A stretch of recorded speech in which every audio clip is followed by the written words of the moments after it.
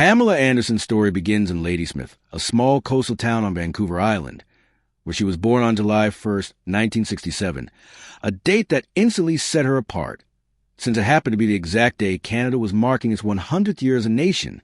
What should have been an entirely private family moment turned into a minor national event almost overnight, as she was declared the country's centennial baby, and local businesses rushed to shower her family with cash prizes, baby supplies, and gifts, even including a freezer stocked with meat. It was a strange, almost fairy tale beginning for someone whose life would later be defined by extremes of fame and hardship in equal measure. Yet behind that celebrated birth was a family struggling with the ordinary weight of working-class life. Her father, Barry Anderson, worked as a furnace repairman, taking on physically demanding labor through the harsh winters of British Columbia, while her mother, Carol, worked long hours as a waitress, picking up whatever shifts she could to help make ends meet. There were no luxuries, no safety nets, and no easy path forward, just a family doing what could to get by. That fragile stability was shattered by a series of traumatic experiences that began when Pamela was still a young child and would shape the course of her life for decades. Between the ages of 6 and 10, she was sexually abused by a trusted female babysitter, a woman who disguised the abuse as games and used fear and manipulation to ensure her silence. Pamela, only a small child at the time, had no framework to understand what was happening to her and internalized a belief that no one would believe her even if she spoke up. When her younger brother Jerry was born, she made a quiet, painful decision to protect him by remaining the target herself, absorbing the abuse so that he would be spared.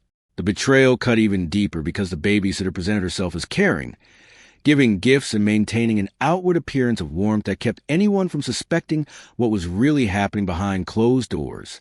The psychological damage from those years was profound, warping her sense of safety and trust so deeply that even the babysitter's eventual death in a car accident left Pamela with a strange, guilt-laden feeling, as though a child's wish had somehow caused it. The trauma did not stop there. At just 12 years old, she was raped by the older brother of a friend, an assault that occurred under the guise of an innocent visit for what she believed would be a simple backgammon lesson. She was far too young and far too overwhelmed to process what was happening, and she survived the experience by freezing and staying silent, a pattern of quiet endurance that would repeat itself. Later, during her high school years, a boyfriend she trusted arranged for several of his friends to sexually assault her, an act of betrayal made even more devastating by the casual cruelty with which it was treated, as though her fear and suffering were nothing more than entertainment for the young men involved. Afterward, she was thrown from a moving vehicle and left bruised on the side of the road, physically and emotionally shattered by an experience that should never have happened to a teenager who had placed her trust in someone she cared about. Home life offered little refuge from this pain. By the time she was 17, Pamela had spent years witnessing her father's drinking transform their household into a place of unpredictable tension and violence. Matters came to a head one night when Barry, intoxicated and enraged, grabbed Carol and slammed her head against a hot stove burner. In that moment, something in Pamela broke, and she threw herself between her parents, striking her father with enough force to draw blood and momentarily stop the violence. She stood there shaking but resolute, having defended her mother in a home that had long felt unsafe. It was not a solution, but it was a turning point. Recognizing that the damage in the household ran too deep to repair, Pamela made the difficult decision to leave, renting a small apartment in Comox and supporting herself through waitressing work. Not out of ambition, but out of sheer necessity. She later moved to Vancouver, where she pieced together a modest life working at a tanning salon and teaching aerobics classes, quietly building independence long before the world would ever come to know her as a global sex symbol. Her life changed in an instant in 1989, in a moment that reads almost like fiction. At 21 years old, Pamela attended a BC Lions football game at BC Place in Vancouver, wearing a simple, tight Labatt's blue t-shirt, an entirely unplanned, ordinary choice on an ordinary day. During a break in the game, a cameraman spotted her in the crowd and put her image up on the massive stadium screen, and the reaction was immediate and overwhelming. More than 30,000 fans erupted in cheers and whistles for a woman none of them had ever heard of before. Watching from the stands, executives from Labatt's recognized instantly that they had witnessed something extraordinary, and after the game, they sought her out. It was through this completely unplanned, almost cinematic moment, not an agency, not a calculated career strategy, that Pamela Anderson's entry into show business began. Labatt's moved quickly, signing her not for a minor promotional appearance, but as the face of an entire campaign, transforming her into the Blue Zone girl, and placing her image on posters, billboards, and advertisements across the country. For a woman who had never envisioned herself as a model, it was her first true taste of fame, and it would not be her last. The attention generated by the Labatt's campaign quickly drew the interest of Playboy, whose scouts reached out after seeing her promotional photos. Pamela hesitated at first. She was still, at heart, a small-town Canadian woman unprepared for the scale of exposure that posing for an internationally famous magazine would bring.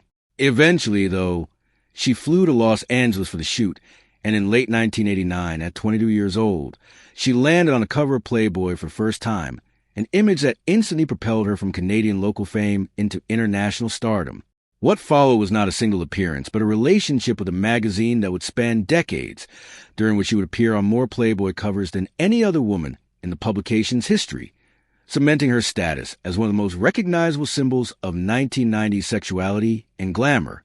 In February 1990, she was named Playmate of the Month, further deepening her connection to the magazine and pulling her further into the orbit of Hollywood, prompting her permanent move to Los Angeles.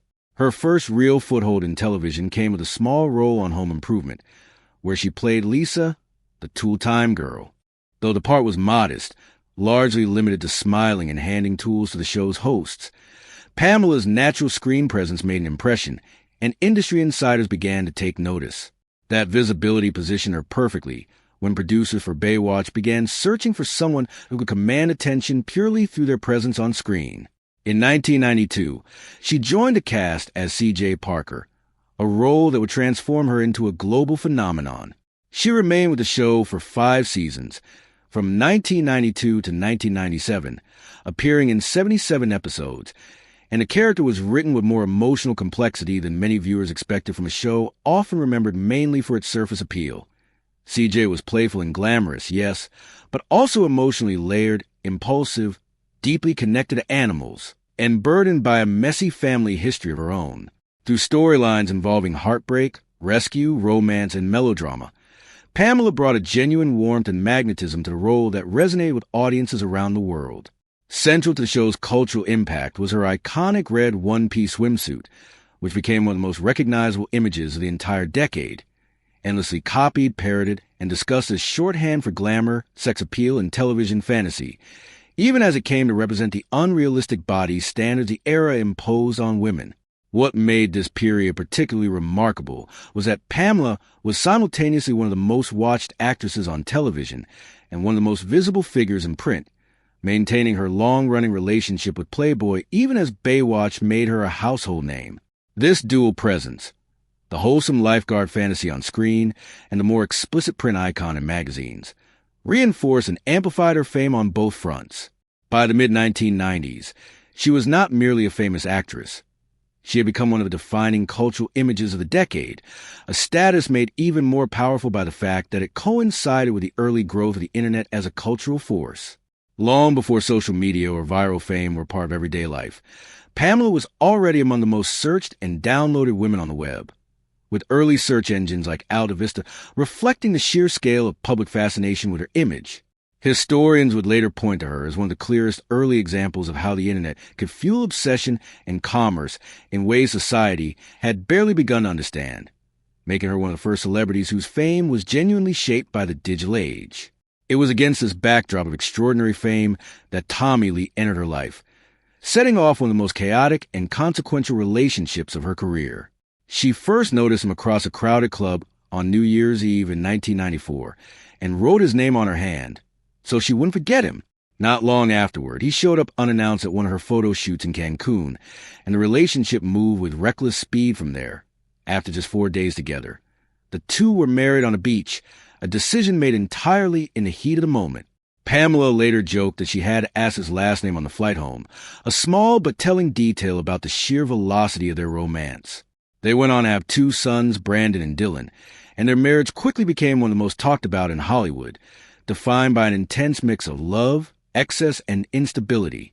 During their honeymoon aboard a houseboat on Lake Mead, Tommy filmed private, intimate footage of the couple, storing the tape in a safe at their Malibu home, never intending it for anyone else's eyes. In 1995, however, a disgruntled contractor named Rand Gauthier, angry over being fired and unpaid, broke into their home and stole the safe, discovering the tape along with other valuables. What followed changed both celebrity culture and internet culture permanently. The tape was duplicated, distributed on VHS, and eventually uploaded to the still nascent internet, spreading in ways the legal system was completely unprepared to handle. Despite their efforts to fight the distribution through the courts, Pamela and Tommy were unable to stop it, and the case became an early, painful illustration of how courts often treated celebrities' claims to privacy with skepticism, as though public fame somehow forfeited the right to protection. The scandal made the tape one of the first massive examples of intimate material being exploited at scale online, a deeply traumatic experience for Pamela, even as the wider culture treated it as spectacle rather than violation. While the public scandal continued to unfold, her marriage was quietly falling apart behind the scenes, culminating in February 1998 when Tommy assaulted her while she was holding their infant son Dylan, with their older son Brandon nearby. Pamela called 911, and Tommy was arrested and later pleaded no contest, serving jail time for spousal battery. Pamela filed for divorce shortly afterward, marking the very public collapse of what had once seemed like an unstoppable romance. Yet even years later, she would describe Tommy as the one person she truly felt in love with, a reflection of just how tangled her feelings toward him remained, a knot of love, fear, longing, and trauma that she found difficult to fully separate even in retrospect. Amid this turmoil, Pamela made an ambitious attempt to transition from television icon to film star with 1990 Access Barbed Wire, in which she played a tough bounty hunter and nightclub owner navigating a dystopian future America. The film carried a real budget and a substantial promotional campaign, and Pamela committed herself fully to the role, enduring physically demanding scenes and uncomfortable costumes, pushing forward with the project even against the advice of people around her because she believed in her ability to make it work. Her romantic life in the years that followed never settled into anything resembling stability, and if anything, it grew even more chaotic and headline-grabbing. In 2006, her relationship with Kid Rock produced one of the strangest marital sagas of her life, unfolding across 3 separate ceremonies within a single month. The first was a glamorous yacht wedding near St. Tropez, set against a glittering backdrop of the French Riviera, visually stunning but not legally binding. Shortly after, the couple made things official in a far less romantic setting, a Beverly Hills courthouse under fluorescent lights and surrounded by routine paperwork rather than ocean views. For most couples, that would have marked the end of the celebration, but Pamela and Kid Rock staged a third ceremony at Nashville's Tootsie's Orchid Lounge, where he serenaded her on stage in front of a public audience.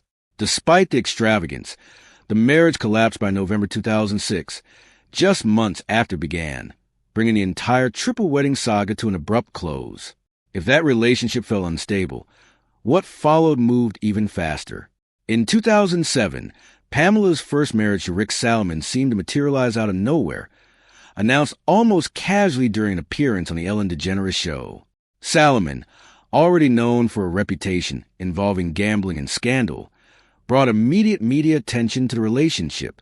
The two were married at the Mirage in Las Vegas during a 90-minute break in a magic show Pamela was performing in at the time, a detail that made the entire event feel less like a wedding and more like something squeezed between performances. That impulsiveness proved to be a warning sign. Just 10 weeks later, the marriage was over. Rather than pursuing a conventional divorce, Pamela sought an annulment, citing fraud as the basis of the union's dissolution, though she never publicly clarified what that fraud entailed, leaving the episode shrouded in mystery. On paper, the marriage was legally erased, as though those brief weeks had never occurred. But in public memory, it remained one of the more bizarre chapters of her life. Remarkably, the story did not end there. Years later, Pamela returned to Rick Salomon and gave the relationship a second chance, quietly remarrying him in January 2014. This time, however, the relationship took a far darker and more painful turn.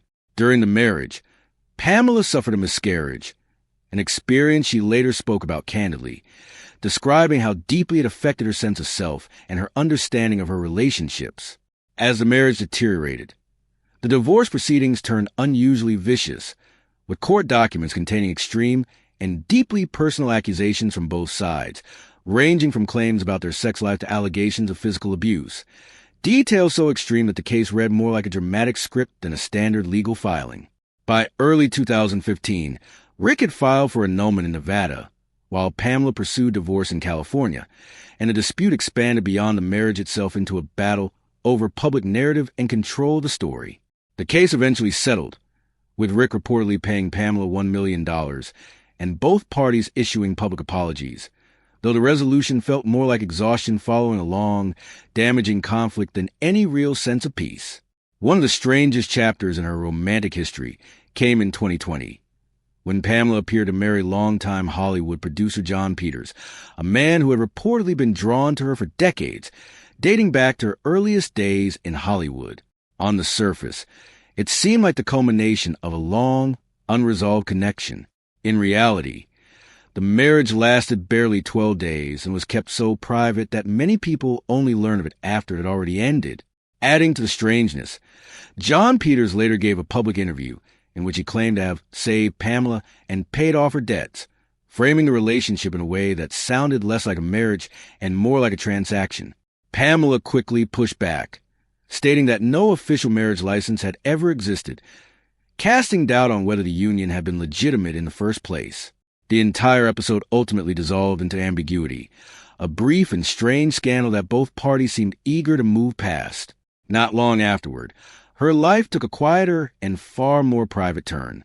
During the COVID-19 lockdown, Pamela returned to Vancouver Island, and in an unexpected twist, found herself falling for Dan Hayhurst, the bodyguard hired to protect her property. The setting could not have been further removed from the yachts, casinos, and tabloid headlines that had defined so much of her past. This was rural, private, and largely cut off from public attention. The two spent their time together working on her land, living in near total isolation, and slowly building a relationship far from the spotlight. On Christmas Eve 2020, they were married in a secret ceremony held on her property, surrounded by forests and grounded in local First Nations tradition, including a cedar blessing performed by the Coast Salish community. Pamela described the moment as her fairy tale, expressing a rare sense that she had finally found where she belonged. For a time, it truly seemed as though she had found peace. But as pandemic isolation gave way to ordinary life again, the relationship could not withstand the shift. By early 2022, the couple had separated, with reports suggesting Pamela had come to feel that the intense, isolated circumstances of lockdown had shaped a version of Dan that did not hold up once normal life resumed. Even in retreat, even in privacy, the pattern that had defined so much of her romantic history, intense beginnings followed by painful endings, seemed to follow her still. Yet for all the turbulence in her romantic life, it was never the deepest or most defining part of her story. Beneath the tabloid headlines and the image the world so often projected onto her, Pamela built something far more enduring through her activism. Her partnership with PETA began in the early 1990s and continued for more than 3 decades, making her one of the most visible faces of the anti-fur movement through campaigns designed to provoke and demand attention, including her famous declaration that she would rather go naked than wear fur. She understood exactly how the public perceived her, and rather than resisting that image, she used it deliberately to draw attention to causes that might otherwise have been ignored, enduring mockery and dismissal along the way, but never abandoning the work. In the late 1990s, she found a raw stretch of beachfront land in the highly exclusive Malibu colony, purchasing the small lot in December 2000 for $1.8 million. At the time, it was simply land with potential, but over the following decade, it became something far more meaningful to her. She invested an estimated $8 million, transforming the site into a 5,500 square foot eco-conscious retreat, demolishing the original 1959 house designed by Philip Vertok and rebuilding in a style inspired by legendary architect John Lautner, blending teak wood, expansive glass walls, sustainable concrete, solar panels, and cutting-edge design. The result was more than a celebrity home.